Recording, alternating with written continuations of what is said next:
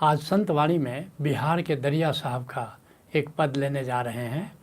दरिया साहब का जन्म 1674 ईस्वी में हुआ और 1780 ईस्वी तक बिहार की धरती पर दरिया साहब अपना गीत गाते रहे। कहते हैं दरिया साहब, चलहु अमरपुर धाम। ये साधना है, ये अध्यात्म की बात है, ये रूहानियत की बात है। सारी हमारी यात्राएं आकार के जगत में होती हैं, लेकिन रूहानी यात्रा निराकार के जगत में होती है, जो हमारे भीतर है, जो घटाकाश है और बाहर भी जो ये आकाश फैला है। एक दिन जानोगे कि ये भी जीवंत है, ये भी चैतन्य है। लेकिन असली बात यह है कि जब तक हम आकार में हैं तब तक संसार में हैं। आज जहाँ से निराकार शुरू होता है वहीं पर अध्यात्म शुरू होता है। तो दरिया साहब आह्वान कर रहे हैं और सभी संत इसका आह्वान करते हैं कि आकार के जगत से मुक्त होकर के अब निराकार के जगत में चलो। चलहु अमरपुर धाम। क्यों उसको अमरपुर धाम कह रहे हैं? क्योंकि आकार जो भी है आज है, कल मिट जाएगा, फानी है, लेकिन निराकार अमर है। निराकार की कभी मृत्यु नहीं होती, निराकार का कभी नाश नहीं होता। इसलिए वह जो निराकार है, हमारे भीतर जो घटाकाश है, जो अंतराकाश है, उसी को संतों ने अमरपुर धाम कहा है। और वहीं से ध्यान शुरू होता है। जब तक निराकार से परिचय नहीं हो तब तक ध्यान शुरू नहीं होता। इस बात को यारी साहब कहते हैं, उड़ उड़ रे विहंगम चढ़ आकाश। कहते ऐ पंछी, जरा आकाश की यात्रा पर छोड़ो। अब सोचो कि कोई पंछी है और ज़मीन पर चल रहा है या पेड़ पर केवल बैठा हुआ है, तो फिर वो पंछी नहीं है। पेड़ पर तो गिलहरी भी बैठी रहती है, लेकिन पंछी की क्या विशेषता? वो पंख फैलाता है और आकाश की उड़ान भरता है। तो आह्वान कर रहे हैं कि तुम हंस हो, ऐ जीवात्मा, तुम हंस हो, अब आकाश की उड़ान भरो। कैसा है वह आकाश? कैसा है? ये बाहर के आकाश की बात नहीं कर रहे हैं। कहते हैं जह नहीं चांद सूर निस्बासर। बाहर के आकाश में क्या होता है? चांद उगता है, ढलता है, सूरज उगता है, ढलता है, रात होती है, दिन होता है। लेकिन जिस आकाश की बात यारी साहब कर रहे हैं वह उस आकाश में कोई सूरज नहीं उगता, कोई चांद नहीं उगता, वहाँ कोई रात नहीं होती, वहाँ कोई दिन नहीं होता। सदा अमरपुर अगम वास। वहाँ वो सब कुछ शाश्वत है, अमृतमय है। वो सारा निवास जो हंस जो है, जो जीवात्मा है, वह निवास अमरलोक है। कहते हैं दरिया साहब, चलहु अमरपुर धाम और होरी खेलिए हो। क्यों आह्वान दे रहे हैं कि अमरपुर धाम को चलो? क्योंकि वहाँ पर सदा होली मनती है। ये बाहर के संसार में तो साल में एक बार होली मनती है और तुम रंग खेलते हो, अबीर गुलाल उड़ाते हो, लेकिन वहाँ जो होली खेलते हैं वो इस बाहर के रंग से नहीं खेलते हैं। वहाँ दिव्य आलोक है, वहाँ इंद्रधनुषी रंग है, आलोक के जो 7 रंग हैं वो 7 रंग वहाँ पर विद्यमान है। तो कहते हैं उस 7 रंग से चल करके वहाँ पर होली खेलो, अर्थात आनंद मनाओ, उत्सव मनाओ। जिसके लिए यारी साहब कहते हैं देखे उरद अगाध निरंतर। कहते ऊपर विराट आकाश को देखते रहो। जो भीतर अंतराकाश है वो उतना ही विराट है, दिखाई पड़ता है जितना कि बाहर का आकाश। तो कहते कि उसको देखते रहो, जो ऊपर या जो आंख बंद करके जो सामने आकाश है उसको देखते रहो। देखे उरद अगाध, उसकी कोई सीमा नहीं, वह असीम है। दरिया साहब कहा करते थे वो बेबाहा है। बाहा मतलब सीमा। भोजपुरी में बाहा को कहते हैं कि सीमा, जो गांव की सीमा होती है वो बाहा पर जा रहे हैं, मतलब सीमा पर जा रहे हैं। और वो बेबाहा है, असीम है। तो देखे उरद अगाध निरंतर और हरख शोक नहीं जम के त्रास। और उस आकाश में क्या है? वहाँ खुशी है, न गम है, न कोई यम का या मृत्यु का कोई भय है। कहे यारी वहाँ बधिक फांस नहीं। वहाँ कोई बधिक नहीं है। और बधिक कौन है? काल है। काल ही एकमात्र बधिक है। तो कहते हैं वहाँ पर कोई काल का फांस नहीं है। और फल पाओ जगमग प्रकाश। और वहाँ पर जो परिणाम मिलता है, फल मिलता है, वहाँ दिव्य आलोक का ज्ञान होता है, दिव्य आलोक का बोध होता है। कहते हैं दरिया साहब, पंडित जप तप ध्यान लगावहीं। और लेकिन सामान्यतः विद्वान क्या करते हैं, पंडित क्या करते हैं, कोई मंत्र का जप करते हैं या तप के नाम पर काया क्लेश करते हैं अथवा ध्यान लगाते हैं, लेकिन आता नहीं है ध्यान लगा। कबीर साहब कहते हैं एक नाम को जानकर दूजा देह बहाए। अगर ध्यान ही करना हो तो नाम को जानो, ओंकार तत्व को जानो, उसके माध्यम से ध्यान कर सकते हो, क्योंकि उस निराकार में ही ओंकार की गूंज हो रही है। और एक दिन जानो कि वह पहले तो निराकार को जानो, फिर निरंकार को जानो। उस निराकार में जो गूंज रहा ओंकार है, तो ओंकार और निराकार के संगम को जानो, जो ओशोधारा की सुरती समाधि में तुम जानते हो।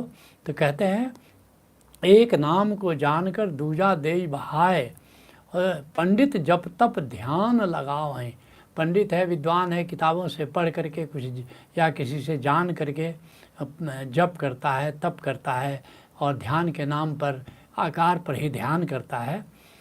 कहते हैं इस बात को कबीर साहब कि एक नाम को जानकर दूजा देई बहाए। बस शब्द को जानो, नाम को जानो, ओंकार को जानो और बाकी सबको बहा दो, बाकी सबको छोड़ दो। तीर्थ व्रत जप तप नहीं सतगुरु चरण समाए।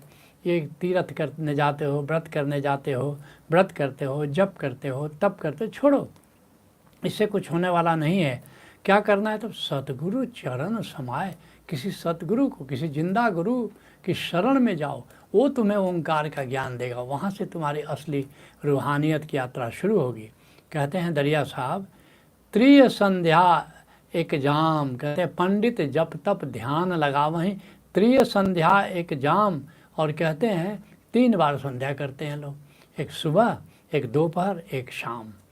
जब रात और प्रात का संगम होता है, फिर दोपहर में जब सूरज जहाँ ढलना शुरू होता है और जहाँ पर चढ़ता है तो वहाँ पर एक संध्या, और एक शाम को जब सूरज ढल रहा होता है तो 1-1 घंटा करते हो, तो 3 घंटा तो तुमको संध्या करने में लग गया। और 3 घंटे का एक पहर होता है, एक जाम होता है, क्योंकि 8 पहर का दिन रात होता है। तो कहते हैं इतना समय तुम बर्बाद कर देते हो। मलुक दास इस बात को बड़े प्यारे अंदाज में कहते हैं, माला कहाँ और कहाँ तस्बीह। कहते हैं असली रूहानियत की यात्रा पर चलोगे तो ये माला क्या करेगा वहाँ, और माला के दाने क्या करेंगे। अब चेत इन्हीं कर टेक न टेके, अब जागो, अब चेतो। कहते इन्हीं कर टेक न टेके, इनका आश्रय मत लो, माला का आश्रय मत लो। कहते हैं काफिर कौन और मलेच्छ कहावत। बस हिंदू मुसलमानों को मलेच्छ कहते हैं और मुसलमान हिंदुओं को काफिर कहते हैं। कहते हैं कि ये रूहानियत की यात्रा पर हो तो ये वहाँ कोई काफिर नहीं है, वहाँ कोई मलेच्छ नहीं है। कहते हैं काफिर कौन मलेच्छ कहावत, संध्या निवाज समय कर देखे। और कोई संध्या करता है, कोई नमाज अदा करता है, लेकिन दोनों का जो संबंध है, चाहे वो संध्या हो चाहे नमाज हो, समय के दृष्टि से उसका महत्व है। रूहानियत की दृष्टि से न नमाज का महत्व है, न रूहानियत की दृष्टि से संध्या का कोई महत्व है। कहते हैं दरिया साहब 5 तलबिया संग बसत है, लेकिन करोगे कैसे। ये जो 5 रिपु हैं, काम क्रोध लोभ मोह मद, ये तो तुम्हारे संगी साथी हैं, इनके रहते रूहानियत की यात्रा में चलोगे कैसे। दीन चौगुन दाम, और मन को ये चौगुना लुभाते रहते हैं, फिर मन इसी में फंस करके रह जाता है और रूहानियत की यात्रा पर नहीं चल पाता। जिसके लिए बिहार के दरिया साहब अन्यत्र कहते हैं, मैं अबल बल कछुओ न जानो। कहते कि मैं तो अबला हूँ, मेरे पास कोई बल नहीं है। क्यों नहीं बल है, क्यों नहीं मैं सबल हो पाता। कहते मैं अबल बल कछुओ न जानो, पर पंचिन के साथ है। ये जो 5 जो शत्रु हैं, काम क्रोध लोभ और मद, इनका तो दिन रात साथ रहता है, तो ये मेरी सारी शक्ति वो सोख लेते हैं, सारी शक्ति छीन लेते हैं और मुझे अबल कर देते हैं। पिया मिलन बेरी इन मोहि रोकल।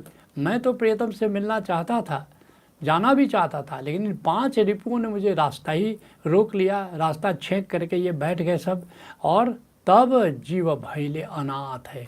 फिर मैं अनाथ हो गया, मेरा कुछ वश ही नहीं चल पाता था। कहते हैं दरिया साहब काया महल में ज्योति विराजे, और इसी काया में हम समझते हैं कि अंधेरा है, आँख बंद करते हैं तो अंधेरा है। नहीं, अगर रूहानियत की दृष्टि से देखोगे और जानोगे रूहानियत को, सदगुरु तो अगर भेद बता दे तो भीतर कितना अंजोर है, कितना प्रकाश है, कितना कमल खिला हुआ है, कितने सूरज, कितने तारे, असंख्य तारे हैं वहाँ। कहते हैं कि पिया मिलन बेरी, हाँ, काया महल में ज्योति विराजे सोई सुंदर सुख बाम। और उस फुलवारी से अगर परिचय हो जाए तब तो वो तो ऐसे है कि जैसे सुख का कोई बाम लगा दे, एक मलहम लगा दे, जिसके लगते ही आनंदित हो जाते हो, सारा दुख, सारी पीड़ा समाप्त हो जाती है।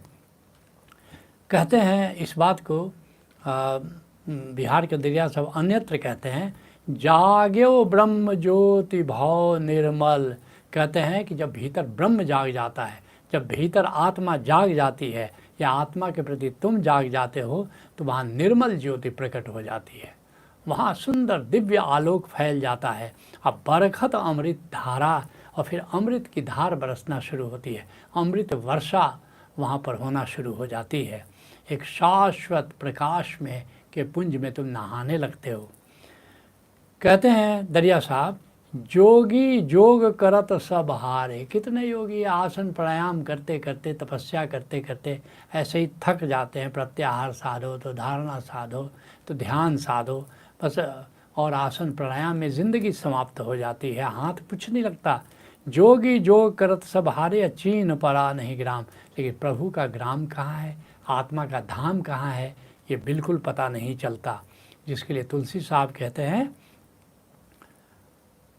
कोई समझे सूर्य संत मता बेअंत है। ये जो सहज योग, ये का जो मार्ग है, जो रूहानियत का मार्ग है, ये कोई जो एक बहुत ही शूरवीर संत होता है, बस वही इसको जान पाता है, वही समझ पाता है। आज जोगी जति तपी सन्यासी नहीं कोई पावे तंत्र।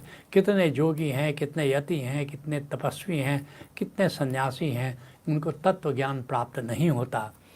कहते हैं कि दरिया साहब कि जोग करे फिर भोग में आवे।